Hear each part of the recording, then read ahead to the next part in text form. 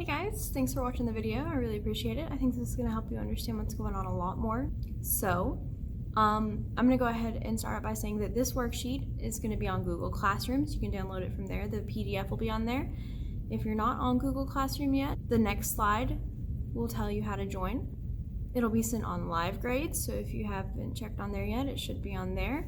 And the worksheet itself is available to pick up at the school if you're wanting to come out and get it, or if your parents will come out and get it.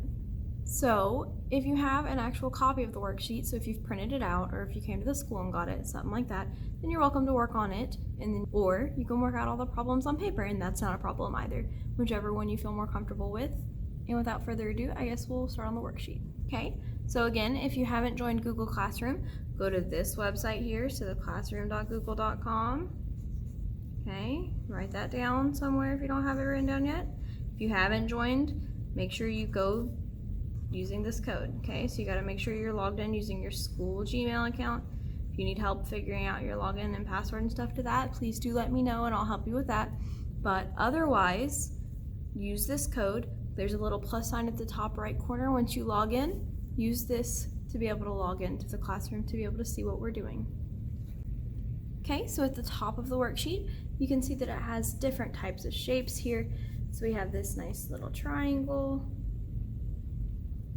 You have this rectangle. You have a square. You have a parallelogram. You have a trapezoid. And you have a circle.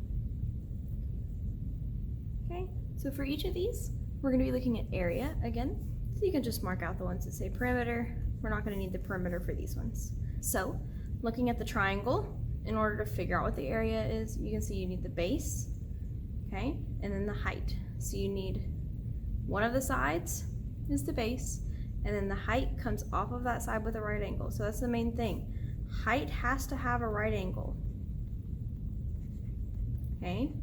If it doesn't have the right angle with whatever base you're looking at, then it's not the height. Okay, so area for a rectangle is the length times the width. Okay, so just the two sides multiplied together. Square is s squared, so one of the sides times itself. Parallelogram, again, you're going to take the two bases and see the height meets at a right angle, a 90-degree angle, with both of the bases. It has to have that or else it will not be the height. A trapezoid, you can see, has two bases again, but they are different lengths. So you have base 1 and base 2, and those orders don't really matter. But you do have to know that the height, again, hits both of them and meets them at a right angle, 90-degree angle, in order for it to actually be the height.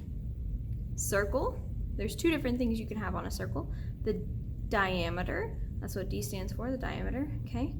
So you can have this whole length from one side through the center to the other side, or you can have the radius, which is from the center off to one side. So if they give you the diameter and you need the radius, you're just going to half that. So radius is equal to half the diameter, and you do want to write that somewhere so you don't forget it. It's very helpful. So looking at the actual problems, we'll start with number 1. I'm only a few of these so that this video is not too long. But number 1, so we're going to figure out what shape we got. Okay, looks like all of the sides are the same. We have 4 90-degree angles, so it's going to be a square. So area of a square is equal to s squared. Okay, so area is equal to s squared. If we're looking for s, you can see it's going to be 8.5 because that's just the side length. Feet, make sure you keep your unit on there. So we're just going to take that, and instead of writing out an s, we're going to replace the s or substitute in 8.5 feet for s because they're equal to each other. And make sure even when you're working it out, you keep that feet in there. So if we actually take 8.5 and square it, we're going to get 72.25, okay? But then if we take feet and square it, so just put feet squared, okay? Anytime you're doing any kind of area, your unit's gonna be squared. So you can have square feet, square meters, square centimeters, anything like that. Okay, but That's all you have to do for this problem. So again, for each problem, you're gonna figure out what shape you got. You're gonna look at the top of your page. You're gonna copy the area formula.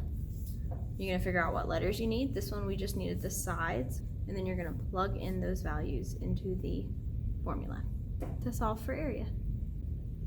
Okay, so now you can see we're looking at a triangle. I've cleared this off a little bit. So we're gonna look at the triangle. Area of a triangle is 1/2 base times the height. So we can go ahead and write area equals 1/2 base times the height. Okay, so we're gonna need the base and the height. You can see those are the two letters or variables that are in there. So the base is the one that the height meets at a 90-degree angle. So this 15 centimeters is gonna be the base, or 15 meters, sorry. And then this height, because it does meet at a right angle, it is the height. So we have the height is 21.3 meters. Okay, so now we're just gonna copy the 1/2 down, replace the B with 15 meters because they're equal to each other. Again, remember the meters. Replace the H with 21.3 meters. Okay. Then from there, you can just type that in your calculator. You type the numbers, 1/2 times 15 times 21.3. You're gonna get about 159.75. Then you have meters times meters, gives you square meters. Okay, so again, you're gonna look at what shape you've got. You're gonna write down the area formula based off of this sheet. You're gonna look at the variables you have. You're gonna figure out which value goes for which letter. And then for each variable or letter, you're gonna replace it with the number and then calculate what you get. Okay, so if we look at number 4, we can see clearly we have a circle. So we're gonna be using this one right here. And again, not the circumference, the area. So area of a circle is pi r squared, wrong way. So area of a circle is pi r squared, okay? So looking now, our variables, pi is not a variable, okay? It's not an English letter. It's not from our alphabet. It is actually from a Greek alphabet, but it is a number. If you do not have a calculator, you can use 3.14 in place of pi. If you do have a calculator that'll do it, then please use the pi button. It makes it more exact, more correct. But if you don't, 3.14 is good enough. Okay, R we need, okay, and then just a little squared. We don't have to do anything with it yet. So to find the radius, like I mentioned earlier, it gives us the diameter. You can see it goes from one side through the center all the way to the other side. We only need half of this. We want to go through the center and over to one side, so we just need this half. Okay, so like I said, radius is half the diameter. So 1/2, the diameter here is that 26 yards. Okay, half of 26 gives you 13 yards. Again, this one just had yards because it's just talking about distance, not the area. So now we're gonna take this value, this r equals 13 yards, and we're gonna plug it in. Okay, so we're gonna take pi, r is that 13 yards, squared. Now whenever we do this, whenever we type this in the calculator, we need to make sure we put parentheses about that 13, okay? We're not squaring pi, we're only squaring 13 yards, so we're only squaring the r value, okay? So whenever we square that one, you keep the pi, you're gonna get 169 yards squared, because you squared it, okay? And then if we multiply by pi, if we use the 3.14, just for those who don't know how to do it, if you don't have a calculator, you're literally just going to replace pi with 3.14. If you have a calculator at this point, you literally just put pi times 169 yard, like 169. But since we don't, like if you don't, that's fine. Just do 3.14. Then you're gonna get an answer around 530 yards squared. You have to make sure you keep that squared on there, okay? So again, for each problem, you look at the shape you have, you go back to the table, figure out which shape you need, okay, which one it resembles the most, figure out what your area is going to be based on the formula. Copy the formula down, figure out what variables you need, write them to the side, and then from there you can go ahead and plug those numbers in and multiply it out. So lastly, we're going to look at number 5. Okay? You can see here we have these two sides that are parallel, but these two are not, okay? And they have two different lengths. So you can see it's not going to be a parallelogram because these have the same length, but these ones do not. So it's going to be a trapezoid, okay? So that's how you can tell it has the different lengths of the bases, okay? And these two are parallel still, the bases are. So we have 1/2 times the height times the sum of the bases. Okay, so I'm gonna do it down here actually. So we have 1/2 times the height, base 1 plus base 2. Remember, sum is just addition. So for this one, you can see we have 1/2. We have to figure out what the height is. We have to figure out what base 1 is. And we have to figure out what base 2 is. Okay, so those are the 3 things we have to figure out in order to plug in the numbers to get the area. So for the height, it's going to go from base to base. You can see that, okay? And it meets at a 90-degree angle. If it doesn't meet at the 90-degree angle, it's not the height. This one does, so it is. So the height here is going to be 16 centimeters. Base 1, you can do base 1 and 2 in either way you want to do it. Just know that the two that meet the height at that 90-degree angle, so this one's going to be a 90-degree angle as well, those two are going to be the bases. Okay, not these two. They're not parallel. The parallel ones are going to be the bases. So if I trace these two, you can see that this one's going to keep going kind of upward, and this one's eventually going to go over and meet it. These two, however, no matter how far you're going to go across, you trace it, if it continues on, they're not going to meet each other. Those two are clearly parallel. Okay, so bases are those two. So it doesn't matter which order you do it because you're just going to add them together. So you have 19 centimeters and 27 centimeters.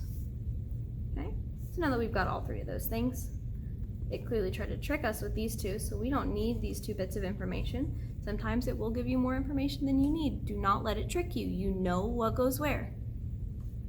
Okay, so we're going to keep the 1/2. The height we wrote is 16 centimeters. Okay, base 1 is 19 centimeters. Plus base 2 is 27 centimeters. Okay, so I'm going to go and do the 1/2 times 16, which gives you 8 centimeters. Okay, since I didn't have a centimeter on this one and I'm just multiplying the numbers, it didn't change that. Unit 19 plus 27. Okay, those are still just distances. Distance here added to the distance here. Okay, that's going to give you 46 centimeters. Then if we multiply 8 times 46, it's going to give us 368 centimeter times centimeter. That's where the centimeter squared comes in. Okay, so again, do not forget, you are always going to get some kind of unit squared whenever you do these. So for each of the other problems, you're going to find the correct area formula, you're going to plug in the values, and you're going to solve or calculate for what you're looking for. Okay, whatever the problem tells you you're looking for. If you're looking for the area, if you're looking for one of the bases, anything like that, you're just going to solve. You might have to use algebra, but it's okay because I know you know how to do it. So again, don't hesitate to contact me for help. I'm going to put some links down below in the description so that you can have other help if you need it. If you're not quite sure what's going on still, check out those ones first. If those don't help you, do contact me and I will, by all means, help you any way I can. Hope you guys are staying well, and I'll see you in the next video.